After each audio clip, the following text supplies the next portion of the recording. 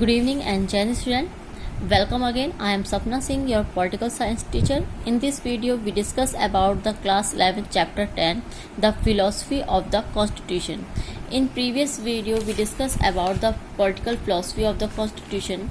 In this video, we discuss about procedural achievement. First, the Indian constitution reflects a faith in political deliberation.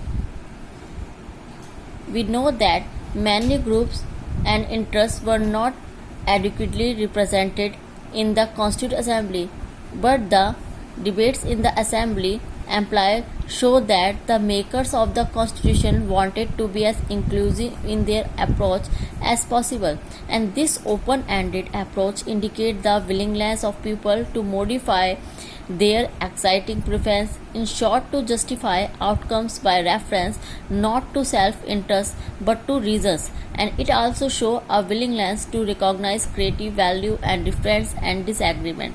जैसा कि हम जानते हैं, जो हमारे कॉन्स्टिट्यूंट असेंबली के जो मेंबर्स थे वो चाहते थे कि जितनी भी सोशल इश्यूज हैं, जितने भी ग्रुप्स हैं, वो सब कहीं ना कहीं असेंबली में पार्टिसिपेट कर सके, डिबेट्स में पार्टिसिपेट कर सके।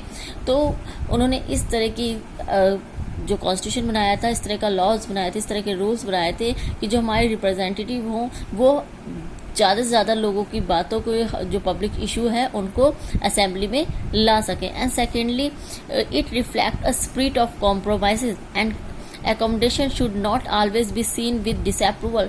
Not all compromises are bad.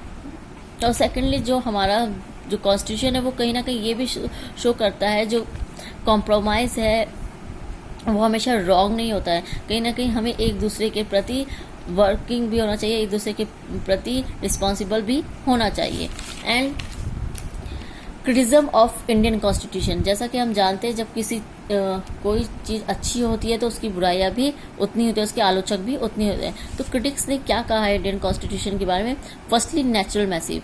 The criticism argue that the state document should be a compact. जो हमारा कॉन्स्टिट्यूशन है काफ़ी लेंथी है ये, एंड इन इंडिया में स्टेटमेंट आर इंक्लूडेड, और इसमें बहुत सारे जो स्टेटमेंट है वो इंक्लूडेड है। आपने देखा होगा कितने आर्टिकल्स हैं, उन आर्टिकल को कैसे शो करना है, कैसे यूज़ करना है, वो कैसे यूज़ होगा नहीं होगा, इतने सारे स्टेटमेंट दे रखे हैं जिसको पहले समझना ही बहुत ही मुश्किल है।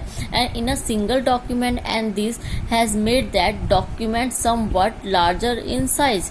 और जो डॉक्यूमेंट्स है, जैसे बताया, जो हमारे कॉन्स्टिट्यूशन काफ़ी लेंथी है, काफ़ी बड़ा है, और सब आर्टिकल्स इसमें काफ़ी डिटेल में हैं।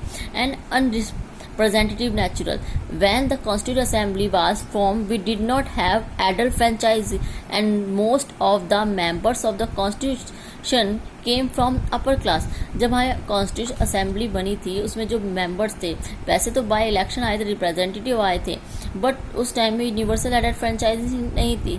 तो ऐसे लोग एज ए रिप्रेजेंटेटिव चूज़ किए गए थे जो कहीं ना कहीं अपर क्लास से बिलोंग करते थे।